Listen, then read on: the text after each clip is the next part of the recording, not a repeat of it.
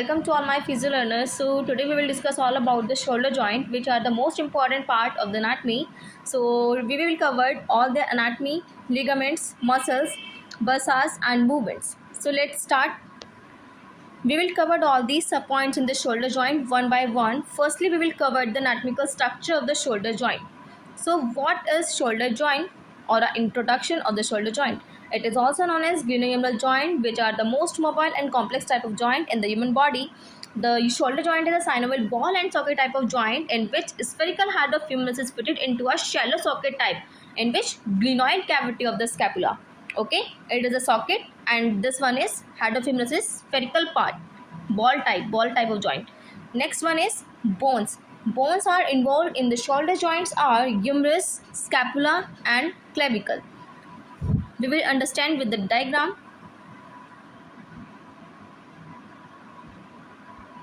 This is humerus and this is clavicle.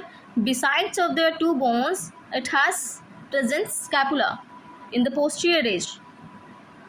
Next one is we will cover the joints in this diagram. First one is sternoclavicular joint. First one is sternoclavicular joint. So sternoclavicular joints meets with the clavicle to the sternum bone. Okay. Next one is acromioclavicular joint. Acromioclavicular joint made with the acromion process. Acromio means acromion process of the scapula and the clavicular is clavicle bone.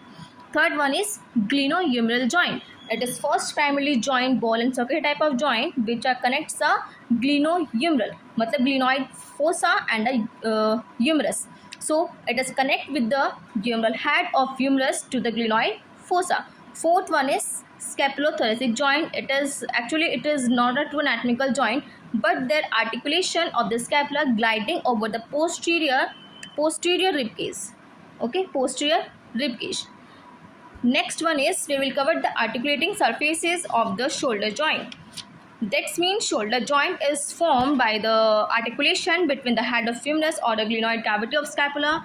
But likely most synovial joint, the articulating surfaces are covered with the hyaline cartilage of the articulating surfaces. This is head of humerus and this is glenoid fossa, which are made articulating surfaces of the shoulder joint. Because of the head of humerus is much larger than the glenoid fossa. Okay, head of humerus is much larger than the glenoid fossa, giving the joint a wide range of movements at the cost of instability. Clear? Next one is we will cover the ligaments of the shoulder joint. Ligaments plays a vital role in the stabilizing of the shoulder joint. There are 4 ligaments of the shoulder joint. First one is glenohumeral joint. Second is coracohumeral. Third is transverse humeral. Fourth is coracoacromial. So we will cover one by one. First one is glenohumeral ligament, in which includes superior. Wait a minute. Glenohumeral. Okay, glenohumeral in which superior, middle, and inferior extend from the humerus to the glenoid fossa. Okay, extend from the glenoid fossa, and it stabilizes the anterior aspects of the joint. It stabilizes the anterior aspects of the joint. Second is coracohumeral ligament. Coracohumeral ligament supports the superior part of the joint capsules. Coracohumeral superior part. Coracoacromial support the superior part of the scapula. So it is coracohumeral ligament. Third one is transverse humeral ligament. Transverse humeral ligaments extends between the two tubercle.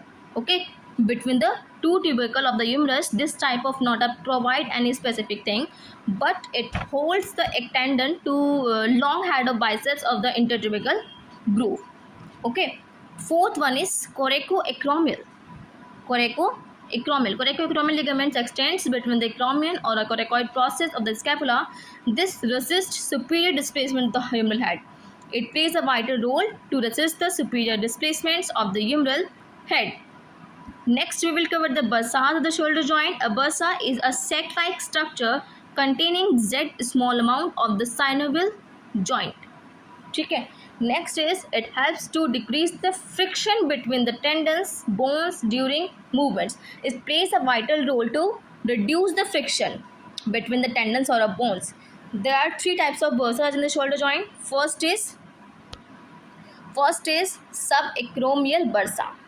First is subacromial bursa, second is subscapular bursa, and third one is subcoracoid bursa. So first is subacromial bursa. Subacromial bursa located deep to the deltoid and acromion or supraspinatus tendon of the joint capsules, which helps to reduce the friction beneath the deltoid. Okay, because it located deep to the deltoid, so it reduces the friction beneath the deltoid and promoting free motions to the rotator cuff tendons. Okay. Second one is subscapular bursa, located between the subscapularis and the scapula. It is located between the subscapularis on the scapula. It also helps to reduce the friction on the tendons during the movements of the shoulder joint. Third one is subcoracoid bursa, located between the coracoid process of the scapula and subscapularis muscle. These all are the bursas of the shoulder joint. Next, we will cover the muscles of the shoulder joint one by one. Firstly, trapezius, levator scapula, rhomboid major and a minor, and serratus anterior, and pectoralis major, pectoralis minor, latissimus dorsi, deltoid, in which are divided into two parts, anterior fibers or lateral fibers, and a posterior fibers is also. Next, fourth one is rotator cuff muscle. Okay, it indicates with the sits group. S stands for supraspinatus, I stands for infraspinatus, and T stands for teres minor, and S stands for subscapularis. Next, we will cover the movements of the shoulder joint. First is flexion. So, what is flexion? Upper limb forwards in the sagittal plane.